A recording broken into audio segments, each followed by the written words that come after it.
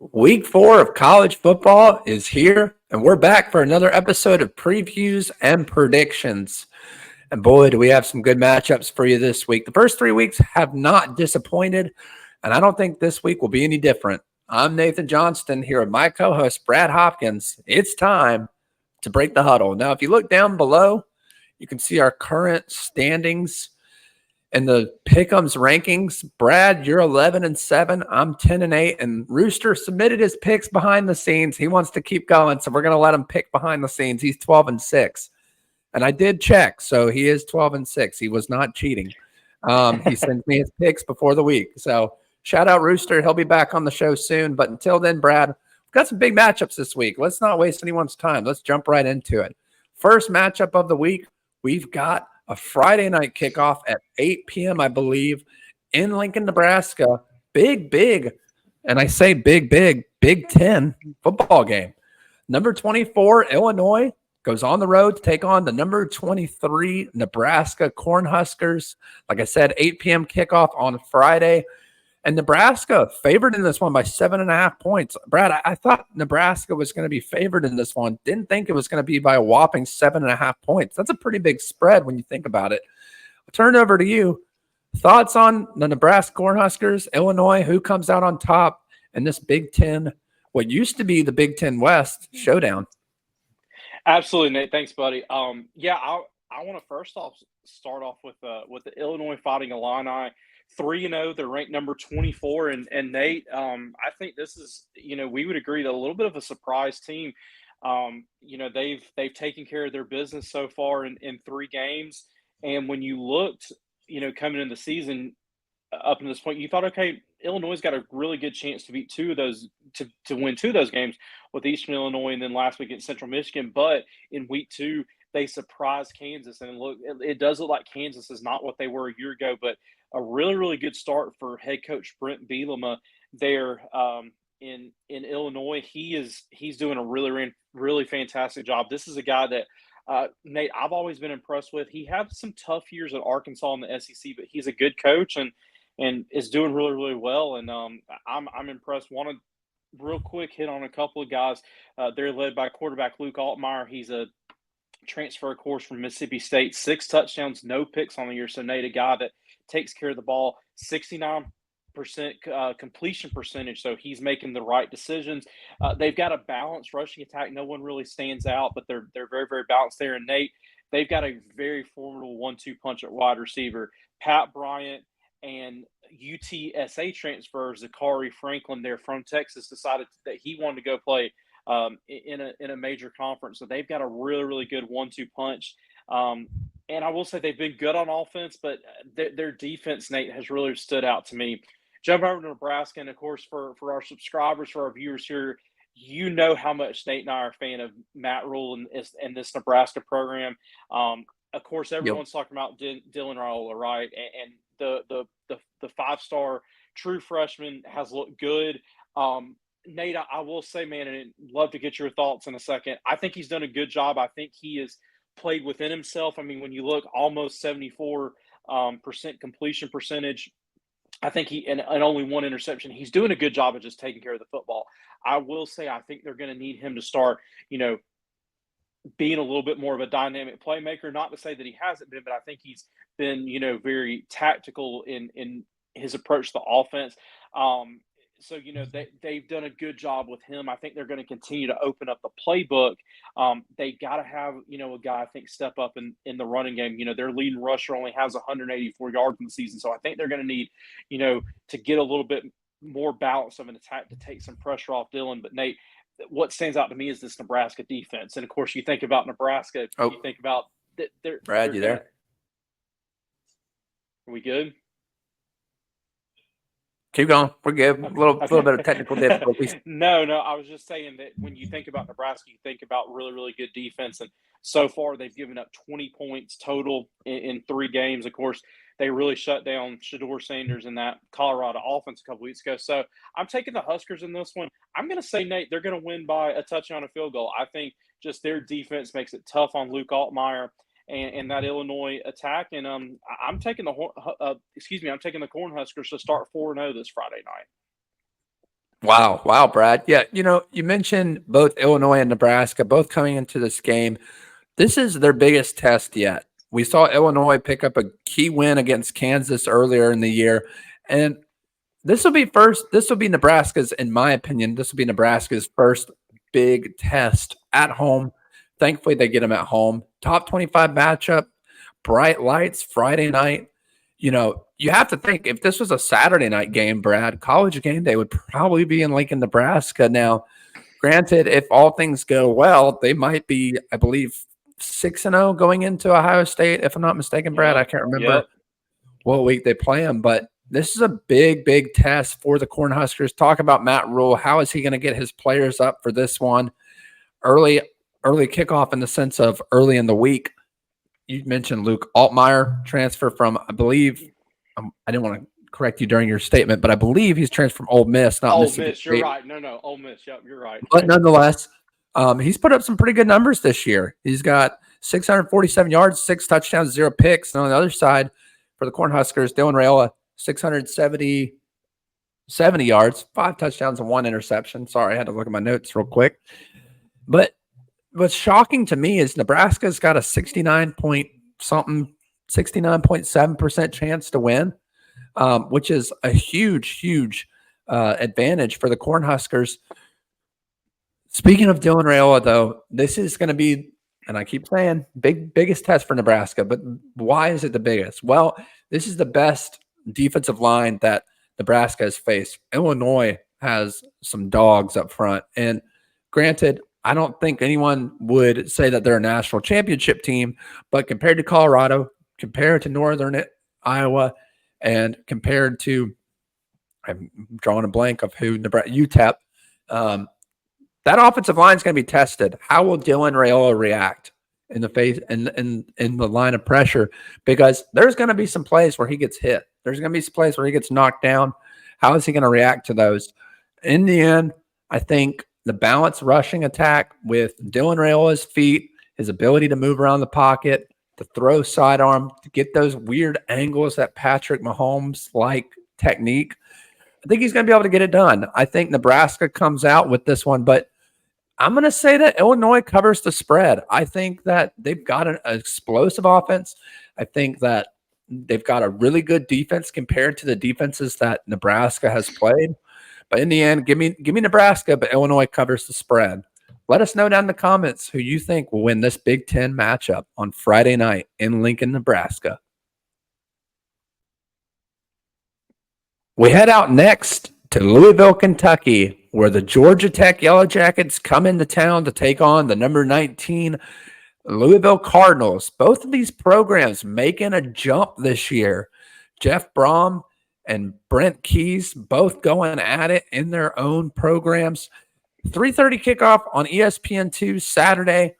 Louisville, shockingly favored. And I say shockingly, they're a home team and they've got the momentum going right now. Favored by 10 points at L&N Federal Credit Union Stadium. Brad, this is a big matchup for both teams. Haynes King versus Tyler Show, 2 prominent quarterbacks in their own regard, 2 prominent coaches in their own regard. Both of these ACC teams are fighting for something this week, and it's not just rankings. I think it's potential ACC championship run. Turn over to you, Brad. Who comes out on top in Louisville in this one? Absolutely, Nate. The thing that stands out to me, about this game is you've got 2 head coaches there that are just, just doing a good job. Of course, Jeff Brom is really, really doing a good job with Louisville. Of course, they got in the ACC championship last year, and they haven't played a great competition yet, but they're 2-0 this year, ranked 19 in the country. And then, of course, Georgia Tech, man, was really kind of the talk of the season to an extent to start off with. Of course, the huge win over Florida State. And then 2 weeks ago, got beat by what I would say is a quality Syracuse team. So, real quick, I think Brent Key has done a really, really good job there in Atlanta, just getting Georgia Tech, turned around. You mentioned Haynes King, and he's such a dynamic playmaker, is such a big threat with his legs. I think he's a good passer, but I think his ability to run the football has just been really, really key for Georgia Tech and their success. And I mean, you saw in that Florida State game, he made play after play with his legs. But want to talk about Louisville. Like I said, Austin P week 1 and then Jacksonville State, and they took care of business, 62 points and 49 points, and they really, really weren't tested. Nate, we were just talking about, and this is not uncommon in college football anymore. Their quarterback, Tyler Show, is in his 6th season. He's been in college football, it feels like, been a while. Forever, absolutely. I'm just such a big fan of Jeff Brom and what he is doing there in Louisville. And Nate, this one to me comes down to, can Louisville, I think they're going to score points. Can they slow down Haynes King? And Nate, what stands out to me is Louisville's only played in 2 games, but 9 sacks, and they are led by defensive lineman Tramel Logan. He's got 3 sacks already, and their other defensive lineman, Jared Dawson, 5 sacks between those 2 guys, and sprinkling some other defensive linemen in there. But this defensive line to me is what sets Louisville apart, and it's the reason I'm taking the Cardinal. I think Georgia Tech keeps this game close. I think they keep it close to the 4th quarter, and Tyler Show, along with his number 1 target, Ja'Cory Brooks, I think they find a couple of plays, and I think Georgia Tech keeps it within a touchdown. I think Louisville wins the game, though. Yeah, Brad.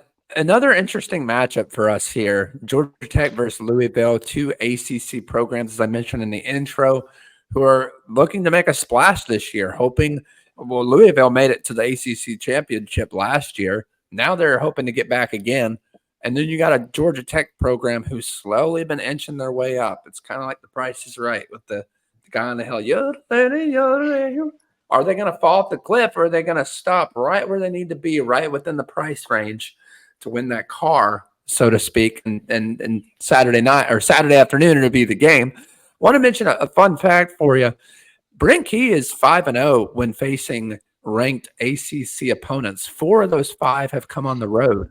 So this is a very known spot for Brent Key to be in with his program. He's very familiar with it. He's very confident in it. And I think his team's playing with a little edge. I mean, if you think about Georgia Tech, they really don't have much to lose. They're playing their tails off right now. And yeah, they lost in a close one against Syracuse that some might say they should have won.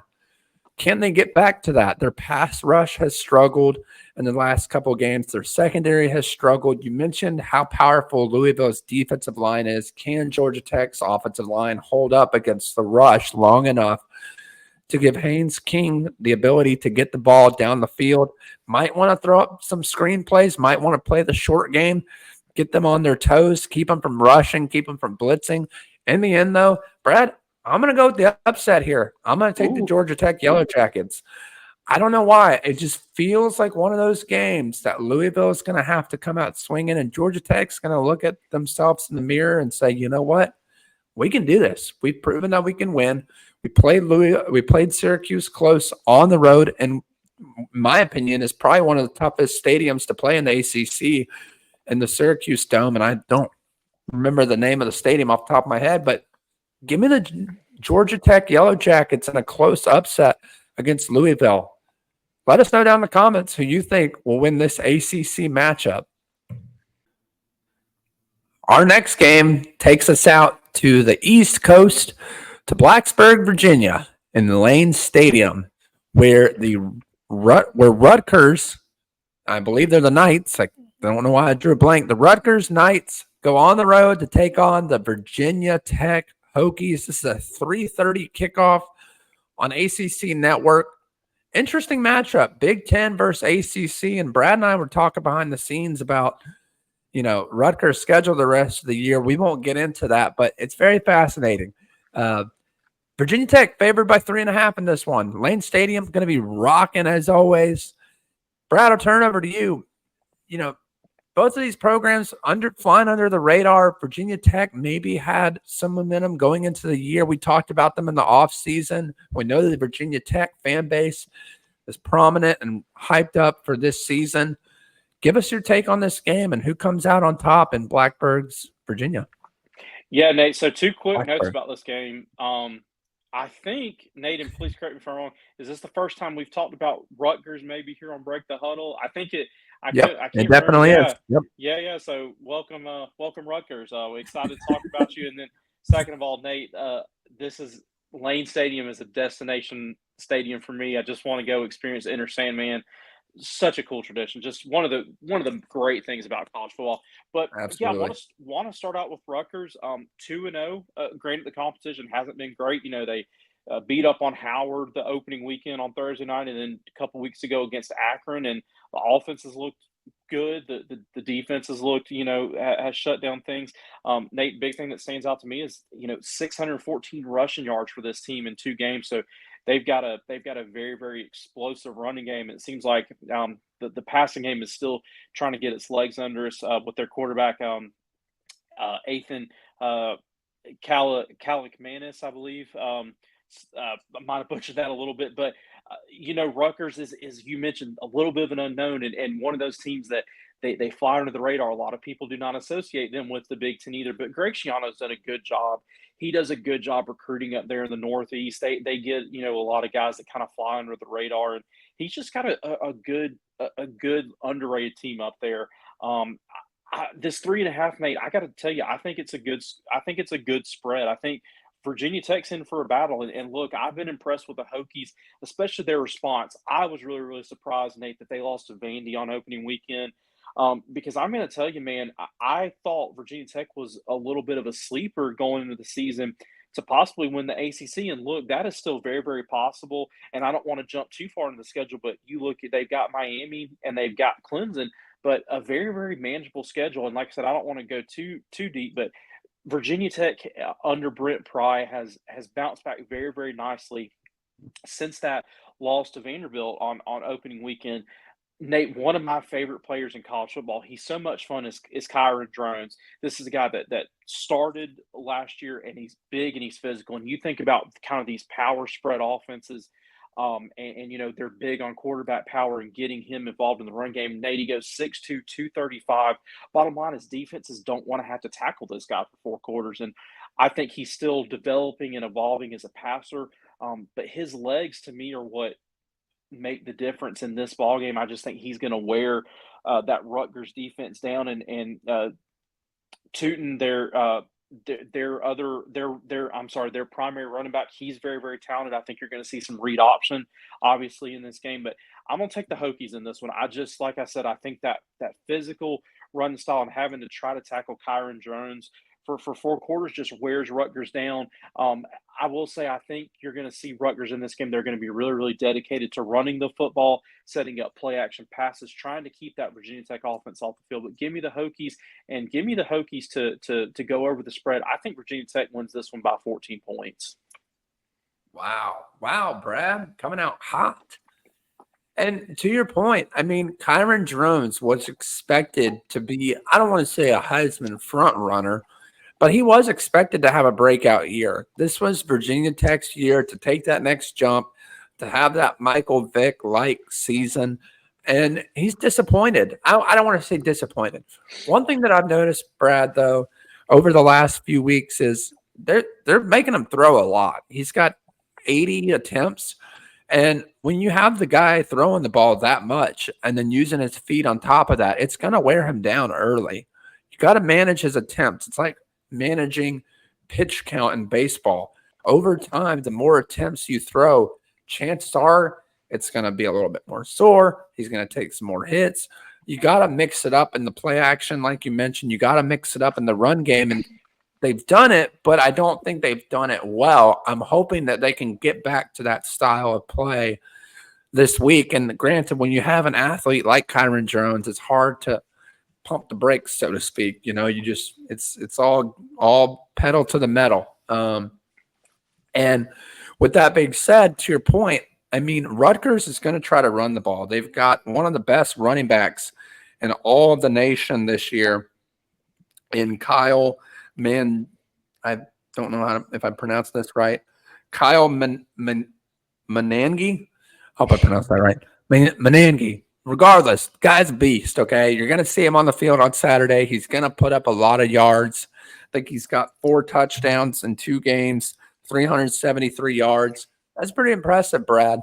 And then on the other side, as I mentioned, Virginia Tech coming into this game looking to build some momentum moving forward. Lost their season opener in a tough one against Vanderbilt. Probably should have won that game too. Nonetheless, I'm on the fence on this one, Brad. In the end, I think I'm going to take the Virginia Tech Hokies in a close one. I think Kyron Jones makes just a few more plays against that Rutgers defense, but Rutgers is a good team. I want to apologize to the fans, too. I pronounce them as the Rutgers Knights. They're the Rutgers Scarlet Knights. I just want to make sure I get that right. But Rutgers fans, we appreciate you watching. I think they're going to put up a fight. And look, Brad and I could very easily be wrong in this matchup, but give me the Virginia Tech Hokies in a close one. I'm going to say by a field goal. I think Rutgers keeps it close. Let us know down in the comments who you think will win this Big Ten versus ACC matchup in Blacksburg, Virginia. Our next game takes us out back west to Dallas, Texas, where the TCU Horned Frogs hit the road to take on the SMU Mustangs in a Big 12 versus ACC matchup. Brad, that feels a little weird coming out of my mouth like that. Makes my tongue tingle a little bit. Nonetheless, 5 p.m. kickoff on, that's right, CW Network. Brad's excited about this one. TCU favored by 3 in Gerald J. Ford Stadium. Brad, I mean, this is a really cool rivalry in my opinion. I know it's not just necessarily quote unquote like a Texas-Oklahoma rivalry, but these schools are very close to each other. Fort Worth, Dallas, right up the road from each other, and these two programs in their own regards are looking to win a key matchup in the state of Texas. You got to think a lot of bragging rights at stake for these two fan bases watching our show and this game on Saturday on CW Network. Turn over to you, Brad. Thoughts on this game and who comes out on top in Dallas? Yeah, Nate, absolutely. Thanks, buddy. First of all, really, really cool name for this one, the Iron Skillet Bowl. I think that's an awesome name. Just one of the Great name. many reasons I just love college football, just the unusual names and everything. Second of all, if you've watched Break the Huddle, and I've mentioned this a few times, I'm a huge barbecue guy. I love Texas barbecue. Yep. So shout out to one of my favorite barbecue places there, located in the Dallas area, Hard Eight Barbecue. If I encourage you to go, it's just one of my favorite places. But getting to the Iron Skillet Bowl, Nate, SMU. You mentioned ACC, kind of weird to hear, but I am a big fan of Rhett Lashley. I think he's got a really, really good thing going. But man, I'll be honest, I've been disappointed a little bit in SMU so far this year. They were one of my kind of sleepers, I guess you'd say, to be in the ACC championship. And Nate, I got to be honest, man, they've to me they've underperformed a little bit. They honestly struggled against Nevada week one. It took a late fourth quarter drive for them to come out on top, and then of course they were just physically just dominated on the lines of scrimmage against BYU a couple weeks ago. And Nate, we were talking about this off the air. Of course, Rhett Lashley and that offensive staff had decided to make a change during the bye week. They are now going with Kevin Jennings, who is much more of a runner than Preston Stone is. Not to say Preston Stone was, just a pocket passer, but Kevin Jennings is known for his legs. So Nate, I think that's going to be an interesting dynamic with this offense. If you're an SMU fan, of course, Kevin Jennings started the AAC championship game last year and looked really, really good. Of course, led SMU in that game that they were conference champions. But Nate, I'm just looking for SMU coming off a great season last year. I'm looking for them to step up, and this is a big test for them. I won't say their season's on the line, but look, this is a team that like I said, they had some aspirations to win the ACC and to somewhat, I would say, be in the playoff. And I think their season is somewhat on the line here. Jumping over to TCU, they get an opening weekend win against Stanford, blowout Long Island, and then Nate, a great game last week, a game that I believe we picked here, UCF, and it looked like until the fourth quarter TCU was going to win that game, and here comes UCF to beat them 35-34. Great ball game. Sonny Dykes, I think, has done a really, really good job there. they just need to finish a little bit better. That's the biggest thing I would say. They of course 2 years ago, his first season there, they go to the national championship. Last year, 5-7, but had some games they easily could have won. And so TCU is right on the verge. Their quarterback Josh Hoover, I'm so impressed. This guy's a sophomore, over 1,000 yards already, 8 touchdowns, no picks. They've got a dynamic group of receivers: Richardson, Williams, and Beck. Those guys have just really, Nate, they've really impressed me. They've already combined, I believe, for 50 catches and 5 touchdowns in just 3 games. So that is really impressive. That air raid offense, TCU's rolling.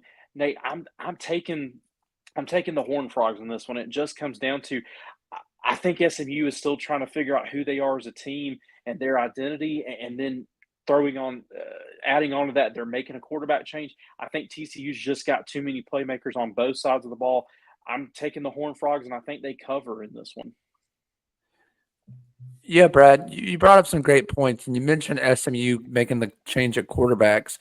I got to be honest with you. I'm disappointed in Preston Stone. This kid had a lot of high expectations this year coming out of the offseason. We've seen what he's been able to do over the last year or so, play wise. I mean, he's played phenomenal. I mean, he's been in the national spotlight week after week last year, and then this year just kind of comes out and lays an egg. I don't know. The pressure got to him. And look, we don't know what's going on behind the scenes. There could be a lot of things we don't know about. We're not insiders for SMU, but if you are, reach out to us. I do want to mention real quick, though, Kevin Jennings, I do think he allows SMU to be more dynamic. He's got a little bit more groove in his step. He knows how to get out of the pocket and make plays. Sometimes he's a little careless with the ball, but I think he gives SMU a better chance against some of these air raid offenses like TCU. I also want to mention running back Jalen Knighton for SMU Mustangs. He'll be out this game. He won't be even dressed out, according to head coach Rhett Lashley, who, by the way, you mentioned this guy's going to get a big head coaching job, a huge head coaching job, in my opinion. We look at some of those programs opening up, potentially Florida, potentially Florida State, potentially – I mean, we'll let the dominoes fall where they may fall after one coach leaves, and then the rest, kind of falls into place. But until then, Lashley, if he can win this game, it's gonna bolster his ability to go out and get a new job. It's gonna build his confidence. It's gonna build the confidence in his team.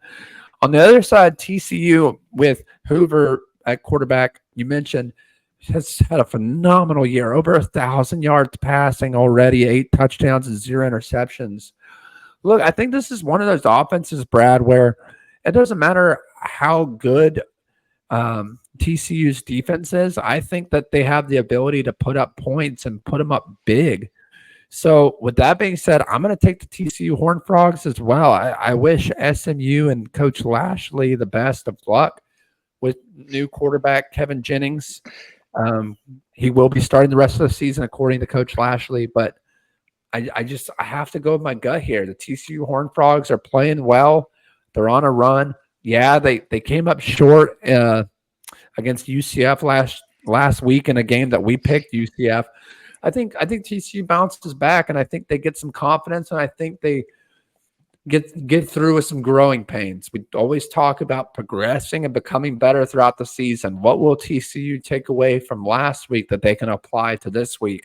And I think they're going to do just that on the road in Dallas, Texas. Give me the TCU Horned Frogs.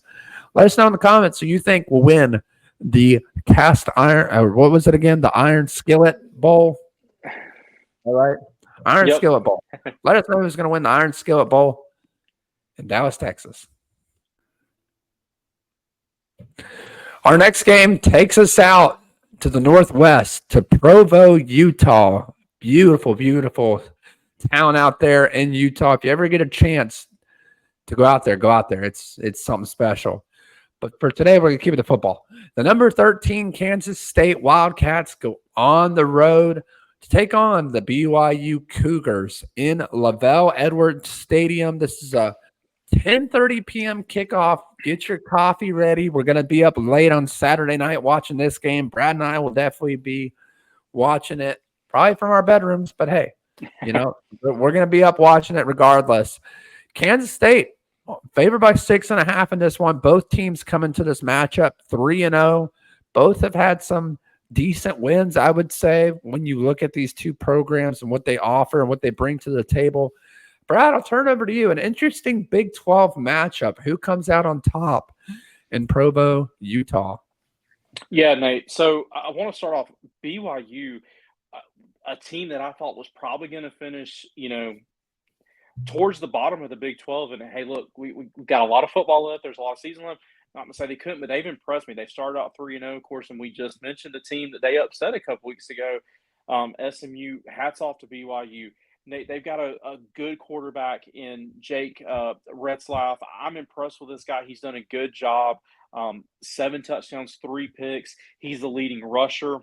That can be good. That can be bad. Take that for what you will. Got a really, really big, physical, dynamic wide receiver in junior Chase Roberts that leads them.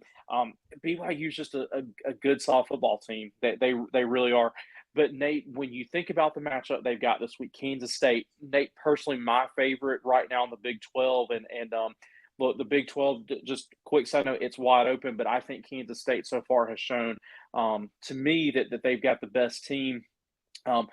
Nate, when you face a team and a defense like Kansas State, you can't afford to be one-dimensional. And to me, looking at BYU, Jake Retzlaff has done a good job so far, but they cannot afford to be one-dimensional. And kind of getting into my prediction, I think that's what you're going to see late on Saturday night. Kansas State, a dynamic defense. 2 guys stand out to me, Mott and Romaine, already with 2 sacks. They're big and they're physical, and they thrive on getting pressure on the quarterback and tackles for loss. And they, especially if they're able to slow down the run and get pressure on BYU quarterback Jake Retzlaff with only 4, they're going to force him into some mistakes. And I can't not talk about Kansas State without talking about, I think, Nate, to me, one of the quickest rising superstars in college football, Avery Johnson. He was highly recruited. And Nate, to me, he's played like it. I still think you're seeing him develop. He's a true sophomore, and it's exciting because you see the ceiling is so high for him. 6 touchdowns, 1 pick. And one thing I respect about Kansas State, they always just seem to have just great running backs, and DJ Giddens is that next one. Nate, I say Kansas State's my favorite for the Big 12, and I'm sticking with that. Wildcats big on Saturday night over BYU. Wow, Brad. Not good for the BYU fans from your perspective. I want to talk about this game from a different angle, if I may. We talk about these two programs coming into this game 3-0. We talk about the stats. We talk about this and that, and that's great. On paper, Kansas State's the better team by far. We can look at BYU and say, well, they have the home field advantage. The elevation might come into play. I know it's got to be higher than where Kansas State plays. Nonetheless, they're going to be ready to show up. My biggest thing for this game, Brad, is, and I'm not trying to look ahead, but we have to look ahead. Kansas State plays at home next week against a very good ranked Oklahoma State Cowboys team. And so when we look at this game, they've got to go on the road up to Utah. Going to be a tough environment to play in. We talk about the fan base for BYU. Very, very excited to have this matchup at home. And you have to wonder, is Kansas State looking ahead? Are they going to slip up in this game? Because, Brad, every single year we see a program that has a lot of promise at the end of the road, the light at the end of the tunnel, but sometimes it gets shut out because of games like this. Can Kansas State stay poised? Can they go into Provo and stay healthy and get ready for next week? Because to me, that's the deciding factor in this game. Who will Kansas State show up to be? Will they show up overlooking this BYU team, thinking that they're far superior on paper? Or will they come in and play this game, dominate, build confidence, and keep going next week against the Oklahoma State Cowboys? One thing I'm really impressed by with Kansas State, though, is their progression. We talk about, and I mentioned this earlier in another game, Brad, is the ability for a team over time to get better and better. We saw Kansas State barely squeak by a Tulane team who a lot of people thought Kansas State was better than by far. Tulane played their tails off. Kansas State comes out with the win. Then we look at Kansas State come out last week and just obliterate the Arizona Wildcats and what we thought was going to be a decent matchup. Wasn't even close. Give me the Kansas State Wildcats big in this one. I agree with you, Brad. I just think Kansas State, again, on paper, far superior than BYU. I could be completely wrong.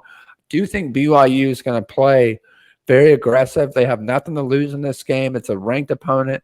If BYU does win this game, you best believe those fans are storming the field. And be sure to check out this game. I know it's a late game, but it's probably it's not probably. It is the most beautiful stadium you will ever see in college football, period. You can't argue with that.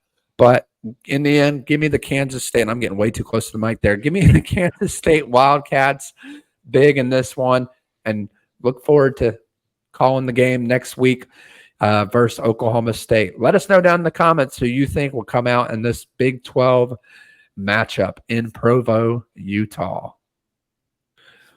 And that brings us to our game of the week. College Game Day will be there along with many other major TV networks. We're heading out to Norman, Oklahoma, to Memorial Stadium, where the number 6, that's right, the number 6 Tennessee Volunteers hit the road to take on the number 15 Oklahoma Sooners. This is a 7:30 p.m. kickoff on ABC/ESPN Plus. Primetime kickoff and also homecoming. Not homecoming in the sense for Oklahoma, but homecoming night for Josh Heupel, head coach of the Tennessee Volunteers, who played quarterback for the Oklahoma Sooners back in the early 2000s. He gets to come home and visit a very familiar territory on the other side. Brad, I'll turn over to you. A lot of big names in this game, a lot of big coaches in this game. Brent Venables versus Josh Heupel, offense versus defense in the SEC. Who wins this primetime matchup in Norman, Oklahoma?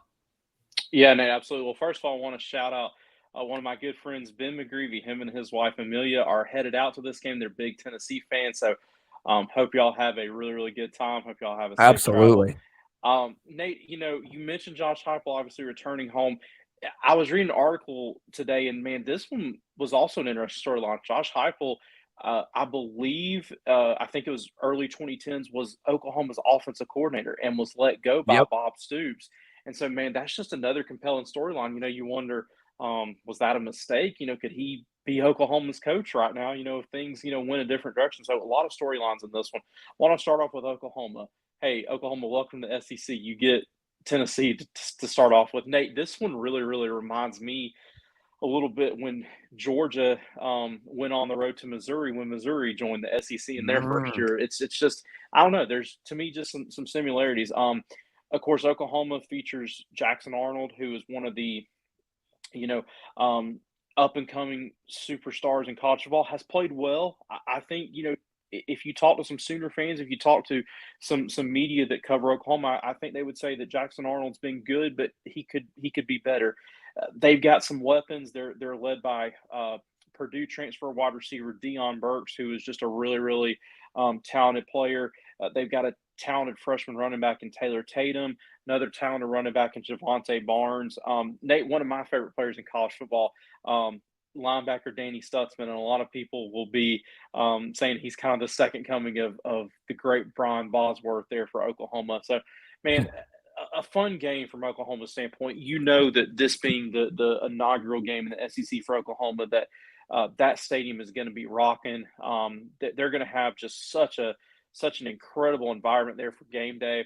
But Nate, I got to talk about Tennessee, because not to give away my pick, but I think the Vols are a really, really talented team. Josh Heupel has got that program in such a good place. Of course, they were in such a state of turmoil after Jeremy Pruitt, after Butch Jones, and Josh Heupel has come in there, instilled a good culture in there, and he's really settled things down. And Nate, I'll be honest, with his offensive scheme, I'll be honest, I had some doubts that it would be able to succeed in the SEC. And granted, I know Tennessee has not won anything big since Heupel's been there, but look, they're, to me, I mean, they have got to be a favorite to be in the college football playoff.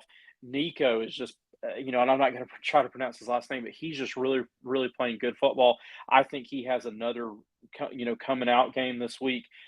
Nate, what stands out to me is you think about this offense and they throw it all over the field, but man, they're so balanced because Dylan Sampson is a great, great running back. Nate, this blew my mind. He's already got 9 rushing touchdowns this year. I mean, that is just absolutely unheard of. They've already rushed for over 1,000 yards as a team. And once again, you talk about this, you know, air raid, veer and shoot, whatever you want to tag it offense, but they're so balanced. And that's what makes them so tough when you get these receivers that they're split outside the numbers and you have to, you make a choice from a defense. Do you go out and defend those wide splits or do you make sure you have numbers in the box and it puts a defense in a bind? And then you talk about that receiving core, Thornton, Braswell, Brew, McCoy, Squirrel White. It impressed me because they're balanced with big physical wide receivers, Squirrel White, the quick shifty guy. You've got some good route runners, some good possession guys. So Tennessee, man, they're a fun football team. I'm excited to watch this. And Nate, I will say my final point. Like I said, I've given away my pick that I'm taking the Volunteers. My final point: Oklahoma is really they're trying to figure it on the offensive line. They've got a revamped offensive line. They've got some transfers in there. James Pierce, to me, is the best defensive player in college football. I think he absolutely wreaks havoc on Oklahoma's offensive line Saturday night, and he gives them a welcome to the SEC Oklahoma. I think he has at least 2 sacks, a couple tackles for loss. I think the Vols win this one by 17. Wow, that's a big spread. Brad, you brought up so many great points. So one of the biggest differences in this matchup for me is Jackson Arnold, quarterback for Oklahoma. Young guy, has a lot of potential, but he's got a lot of room for growth. And with that being said, he's going to struggle a lot in this game, in my opinion.